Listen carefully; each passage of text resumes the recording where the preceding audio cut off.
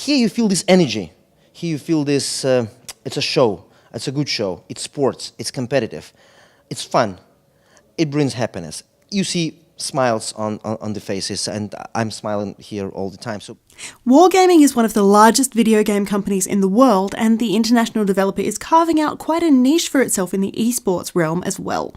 Last month saw the World of Tanks juggernaut head to Sydney for the 2016 APAC Season 1 finals, and we were there to catch all the action. It's actually our first time to have the season finals in Australia. So actually I think it's our first time to have any esports activity that's in Australia. So I'm very excited to be here. We've been working really hard on esports for almost 10 years now, and it was a logical step for us to basically partner with ESL as the world's largest esports company.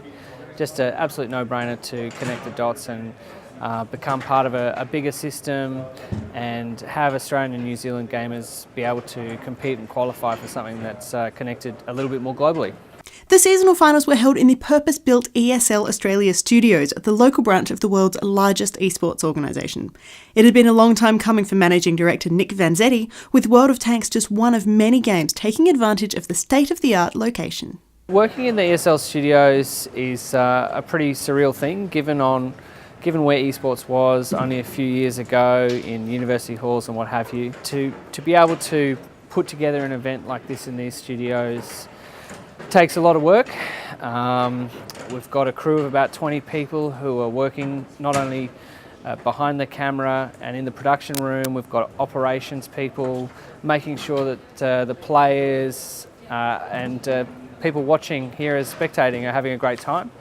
This year's finals took a slightly different approach to previous years, pitting 4 of the region's top teams against each other for a spot in not only next year's grand finals, but also the Challenger Rumble held in New York City.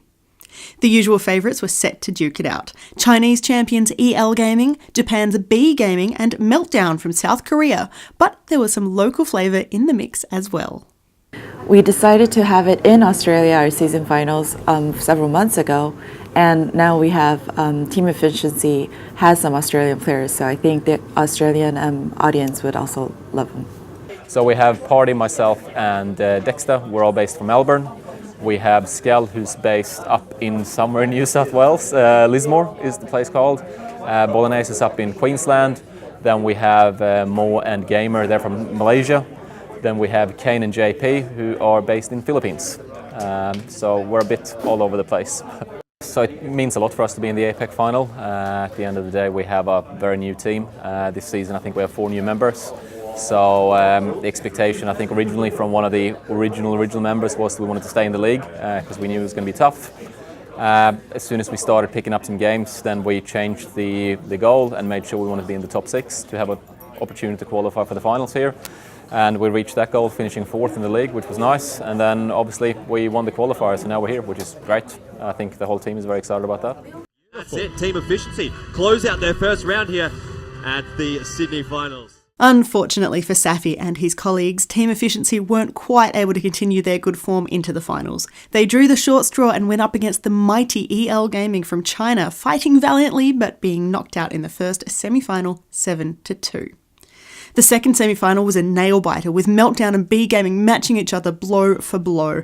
After a massive 13 rounds, the final score was 7-6, with Japanese team B Gaming going through to face the Chinese in a best-of-13 grand final before EL Gaming, the 2016 international runners-up, emerged victorious 7-4. Savouring the moment perhaps, and there it is. EL Gaming closing it out 7-4. So happy with themselves, as they should be.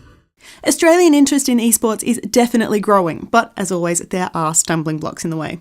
The biggest one, as Wargaming has discovered, is the unusual geography of the Asia-Pacific region, something ESL Australia is already working to counter. We have several countries, different countries, who have different culture and different language, using different language. So it can't be just one same strategy that we use. It has to be focused on to country by country. Here at ESL Australia, we're looking to always push the envelope in growing esports to be something bigger and better. I think we've come a long way in the last couple of years, but there's a hell of a lot more work to do in getting esports recognised as more of a legitimate sport in terms of running bigger tournaments, getting international stars down to Australia, and hopefully developing our own players into stars that can really compete on an international level overseas. So we're going to keep on working to create great events and make great tournament products that Australian gamers can compete in.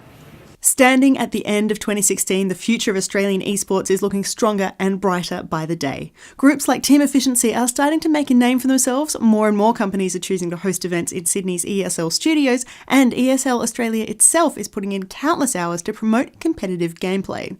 There are already a number of events planned for early 2017, and for all the details, stay tuned to Player Attack. This is the whole new media, and there's a whole wave which will soon be, like tsunami, overtaken some forms of entertainment and some classical sports. So this is sports. This is virtual sport. This is esports. Everyone can participate.